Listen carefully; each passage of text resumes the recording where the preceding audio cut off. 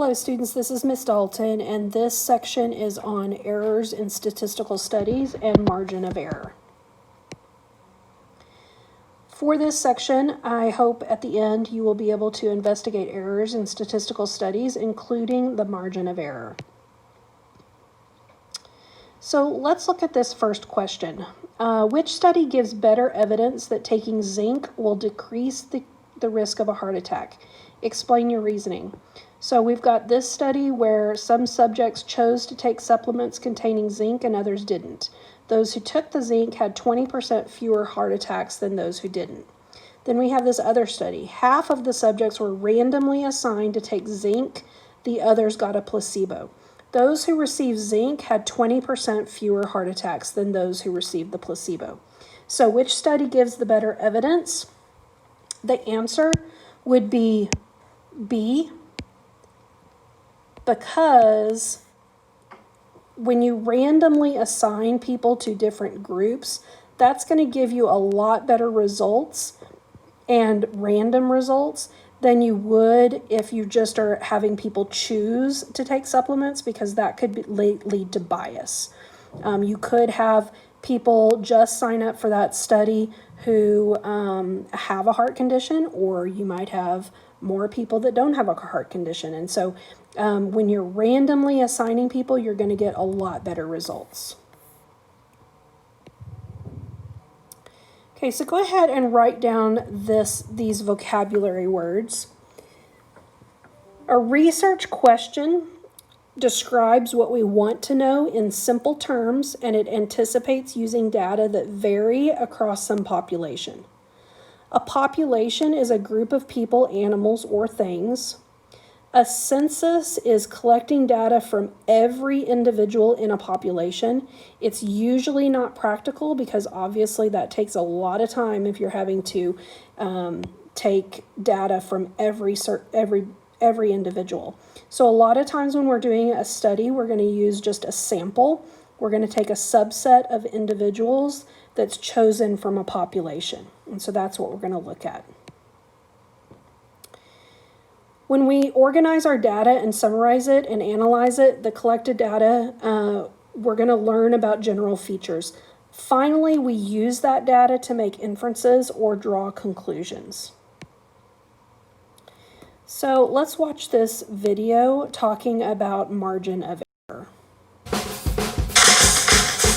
Hi, I'm Jimmy Chang. We're here to talk about what's the importance of the margin of error in statistics. Now, the margin of error is often used in polling and surveys, and in the political seasons, often there's a lot of polls, whether it be statewide, local, or nationwide. Now, what the margin of error tells you is gives you a glimpse as to how many people were surveyed, and the smaller the margin of error, that tells you the more people that they interviewed for the particular poll. Now, for example, the formula for the margin of error is 1 over the square root of n, where n is the total number of people that were interviewed for the survey. Now, if you interview, let's just say 200 people, for example, the formula will be 1 over the square root of 200. Now, when you find this particular formula, you'll find that the margin of error is going to be a little bit on the high side. You'll have a somewhat high margin of error.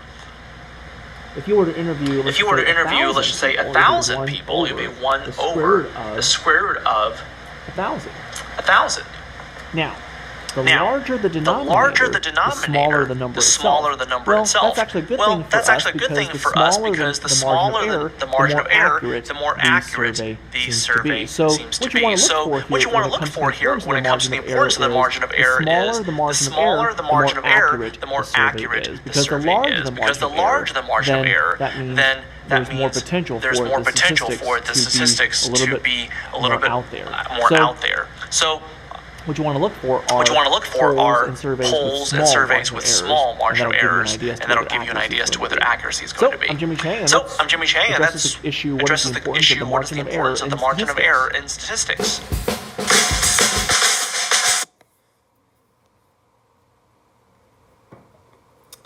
Okay, so again, when you're looking at margin of error, the higher number of people that are surveyed, you're going to have a smaller margin of error. And you see margin of error a lot in elections where we're talking about, they're winning by 48% with a margin of error of plus or minus 3%. And so you're really not going to have to calculate the margin of error, you're going to have to analyze it. So again, margin of error is a statistic that estimates the amount of sampling error in the results of a statistical study. The margin of error does not mean that someone messed up the research. No sampling method can guarantee that the sample exactly represents the population. However, sampling techniques, when used correctly, can be trusted to give results that are accurate within a certain range. So again, think of, we've got this sample size that we're going to take to study, and they're not going to be a true representation of the population. Like, there's no way that you can get it absolutely accurate unless you're going to poll every single person.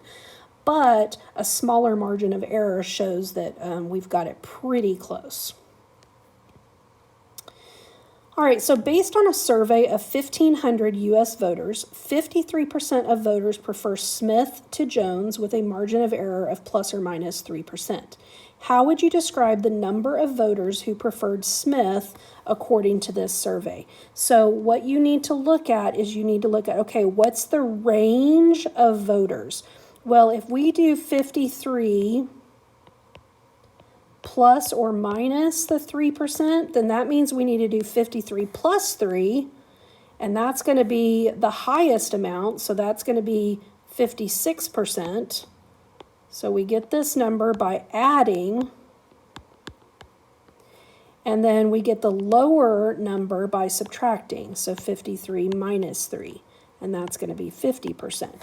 So it's a range of voters from 50 to 56%. And so that is what you want to look at when you're trying to decide, who's going to win. Well, it looks like Smith is going to have the majority of the votes.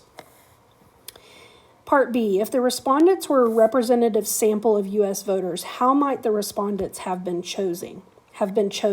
So if we want this sample of 1,500 voters to be a pretty accurate representation of the voters in the United States, you're going to want to make them a very random, you're going to want to choose them randomly. You're also going to want to have a good representative of the race. And so, that's going to take some time trying to figure out how you're going to pick that sample. But randomizing the sample that is chosen is always a good way to make it more representative. If you did another survey of 1,500 registered voters, would you expect the results to be the same? Why or why not? Well, 1,500 is a pretty small amount of people, and the U.S. population is a lot larger than that, right? So the results, it depends on how representative they are of the population. But if you got a pretty good representation, they should be pretty close, but they're not going to be exactly the same. And so keep that in mind, when you're looking at the survey results. Okay, so here's what you're going to need to be able to do on the assessments in this class. You're going to have to analyze results. So if 53% of voters are in favor of a school bond with a margin of error of 5%, can we confidently say a majority of voters are in favor of the school bond? So you want to think, okay, well, the lowest amount I could have is 53 minus 5, right? Because we're going to subtract the 5%. Well, that's going to be 48%. And then 53 plus 5 is going to be 58%. So honestly, it can be anywhere between these numbers, 48 and 58%. Well, 48, 49%, that would not win. The school bond would not pass. Anything above 50%, well, that's going to pass. So can we confidently say that they are in favor? We can't really, because we've got these values that are under 50%. All right, so hopefully this gives you a pretty basic understanding of margin of error. And so you're going to work through these problems right here on Moodle. And so I've got these problems all written, typed up into Moodle, so don't worry about copying these down. But you need to complete the assignment and make sure that you get an 80%.